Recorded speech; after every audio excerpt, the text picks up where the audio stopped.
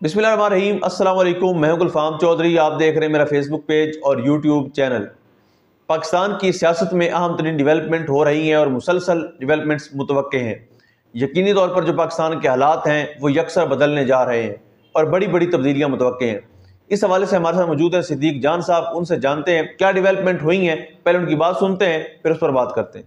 इमरान खान साहब ने ईद के बाद इस निज़ाम को दबोचने का एक नया प्लान तैयार किया है। वैसे तो प्लान सामने आ चुका है और वो प्लान सामने आने से पहले लीक भी हो चुका था और जिनके पास उसको पहुंचना चाहिए था उनके पास पहुंच भी चुका है और उन्होंने उसकी काउंटर स्ट्रेटजी बनाना भी शुरू कर दी है।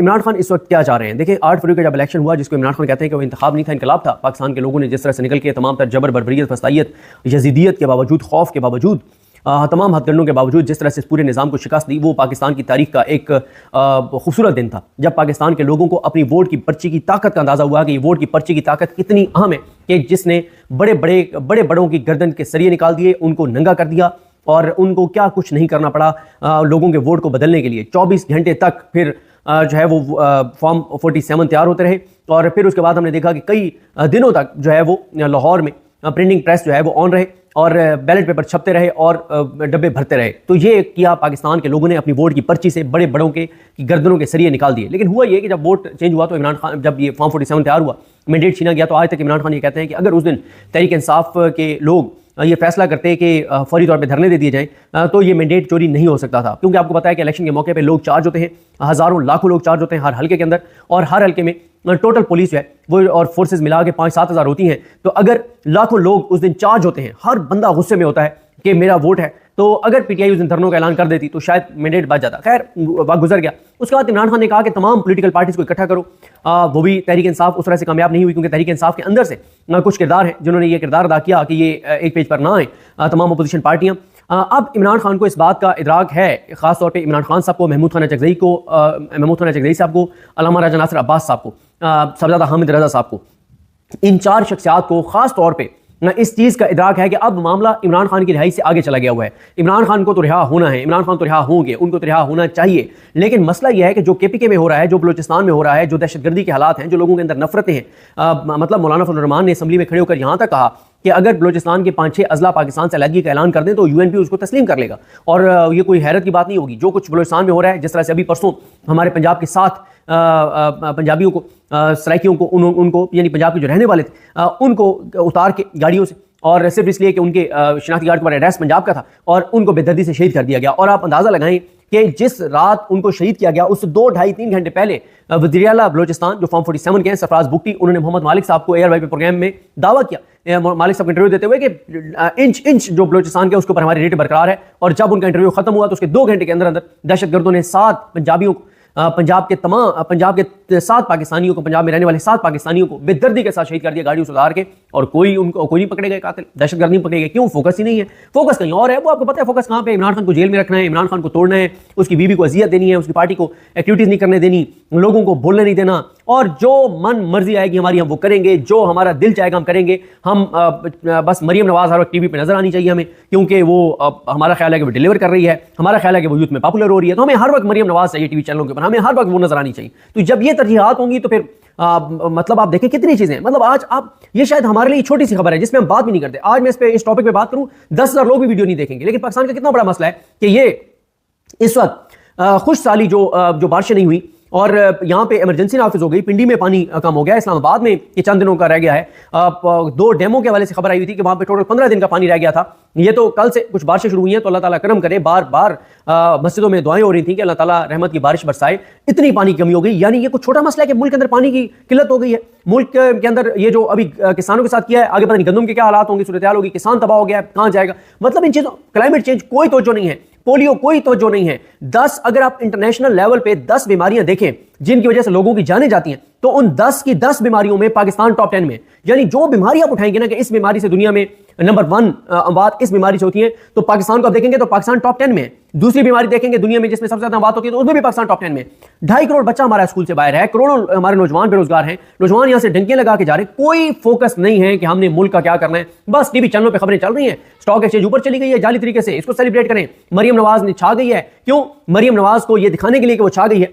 पीटीआई की पंजाब की क़यादत को मैनेज किया गया कि पंजाब में कोई मरियम नवाज की बैड गवर्नेंस के इशू को हाईलाइट नहीं करेंगे। टीवी चैनल्स को कहा गया कि मरियम नवाज की बैड गवर्नेंस की खबर नहीं चलेगी, कोई स्कैंडल पंजाब को खबर नहीं चलेगी। 7 अरबों रुपए चैनलों को दिए जा रहे हैं कि बल्ले बल्ले शाबाश शाबाश चला दो कि मरियम नवाज छा गई है। ये तो हो रहा है मुल्क के अंदर। तो खैर अब इमरान खान को इस बात का इदराक है, अल्लामा राजा नासिर अब्बास को है, महमूद हसन चकजई साहब को है, इवन अख्तर मिंगल साहब को है, सबजादा हामिद रजा को है, पीटीआई के अंदर जो लोग सिंसियरिटी के साथ चल रहे हैं उनका है कि जनाब अब बात मुल्क की बका और सलामती की है। लोगों का एतमाद उठ गया है, लोग डंके लगा के जा रहे हैं। 350-400 नौजवान पिछले 2-2.5 साल में समंदर बुर्द हो गए हैं। क्या माओ ने इसलिए इन बेटों को जो है वो बड़ा किया था, जवान किया था, पाला था कि 13 साल से लेकर 35 साल की उम्र के हमारे बच्चे और नौजवान जो है, बच्चे ये 13 साल का, वो डंके लगा के जाते हुए समंदर बुर्द हो जाए? क्यों? क्योंकि उनको मुल्क में अंधेरा नजर आता है, मायूसी नजर आती है, उनको मुल्क का मुस्तकबिल तारीख नजर आता है। कितनी बदकिस्मती की बात है। अल्लाह करम करेगा, पाकिस्तान रहेगा इंशाल्लाह। पाकिस्तान को हमने बचाना है और इसलिए अब इमरान खान एक नए अंदाज से इस निजाम को घेरने जा रहे हैं। इमरान खान जो है उनको इस बात की समझ आ गई है कि अब इस निजाम ने जिस तरह से याहिया अफरीदी साहब को लगा के और अदालतों को फतह कर लिया है, तमाम हाई कोर्ट्स को फतह कर लिया है, जैसे जज लगाए हैं, जो कुछ किया गया है, जिस तरह से गोली चलाई गई है, ये सब कुछ तहरीक इंसाफ के लिए हुआ है और तहरीक इंसाफ के खिलाफ हुआ है। पूरा अदलिया का सिस्टम तबाह और बर्बाद कर दिया है याहिया अफरीदी को लगा के और नीचे जजों को भर्ती करके नून लीग और पीपल्स पार्टी के वर्कर्स को जज हाई कोर्ट्स में लगा के कि सिर्फ इसलिए कि इमरान खान को हमने शिकस्त देनी है। इमरान खान की नफरत में हमने अदलिया जैसे अपने इदारे को बिल्कुल खत्म कर दिया, लोगों का एतमाद खत्म कर दिया। अब किसको एतमाद है इन अदालतों के ऊपर? जिन अदालतों में जिस तरह के जज भर्ती किए गए वो पूरी दुनिया के सामने। अब इमरान खान को इस बात का पता है कि जब तक सब इकट्ठे नहीं होंगे, मुल्क की बका और सलामती का मसला है, इस वक्त सबको इकट्ठे होना होगा। देखें ये जो एक प्लेटफॉर्म है ना, तहरीक तहफ़्फ़ुज़ आईन पाकिस्तान, ये मैं आपको बता रहा हूं कि इमरान खान इस प्लेटफॉर्म को बहुत बड़ा करने जा रहे हैं, बहुत बड़ा प्लेटफॉर्म बनाने जा रहे हैं और मैं ये समझता हूं कि तमाम पाकिस्तानियों के लिए एक बड़ा जबरदस्त मौका आ गया है। देखें मसला क्या होता है, आप आज भी देखें कि पाकिस्तान की तारीख में जो तहरीकें चली, जो बड़ी बड़ी मूवमेंट्स चली, उन मूवमेंट्स का आज भी लोग हवाला देते हैं कि मेरे दादा जो है वो, मेरे बुजुर्ग जो थे, मेरे अबू अजदाद जो थे, वो उस तहरीक में पेश थे, उन्होंने उस तहरीक में हिस्सा लिया था। मेरे दादा, मेरे नाना फलां तहरीक में गिरफ्तार होकर जेल गए थे, मेरे वालिद फलां तहरीक में पेश थे। ये हवाले देते हैं लोग।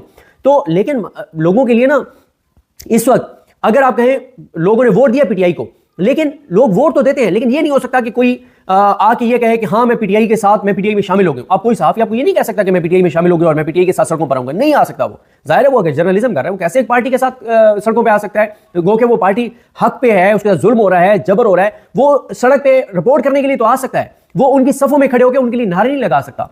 अब इमरान खान ने यह किया है कि वो तहरीक तहफ़्फ़ुज़ यानी पाकिस्तान को इतना बड़ा प्लेटफॉर्म बनाने जा रहे हैं कि इसमें जो अभी 2 रोज़ा एक ईद से पहले, सॉरी माह रमज़ान से पहले जो एक 2 रोज़ा सेमिनार हो रहा है, इसमें किस किस को बुलाया जा रहा है और ये अहम क्यों होने जा रहा है? इसमें जनाब बुलाया जा रहा है सियासतदानों को, सहाफ़ियों को, वकला को, रिटायर्ड जजेस को, ताजरों को, स्टूडेंट्स को, इवन के रिटायर्ड फौजियों को, रिटायर्ड ब्यूरोक्रेट्स को, शोरा को, यानी शायरों को, किसानों को, इंटरटेनमेंट से की जो शोबिस से लोग हैं उनको, स्पोर्ट्स रिलेटेड लोगों को, मुईशत से मुतल्लिक लोगों को, ओवरसीज पाकिस्तानी को नुमाइंदों को, हर तबका फ़िक्र के लोगों को बुलाया जा रहा है। और इस प्लेटफॉर्म से कहा जा रहा है कि ये सियासी प्लेटफॉर्म नहीं है, ये पाकिस्तान बचाने का प्लेटफॉर्म है, ये आईने पाकिस्तान बचाने का प्लेटफॉर्म है। इसमें सहाफ़ी भी शामिल होंगे, इसमें शायर भी शामिल होंगे, इसमें रिटायर्ड ब्यूरोक्रेट्स भी शामिल होंगे, इवन के रिटायर्ड फौजी भी शामिल होंगे। और ये इसमें हर पाकिस्तानी, अगर आप भी ये समझते हैं कि इस वक्त मुल्क खतरे में है, हमारे आने वाली नस्लों की बका खतरे में है, हमारे मुल्क की बका और सलामती खतरे में। जी बिल्कुल, जिस तरह से आपने सिद्दीक जान साहब को सुना कि आइंदा आने वाला जो हफ्ता है, ये चंद दिन है, ये पाकिस्तान की सियासत में कितने अहम है और इसमें जो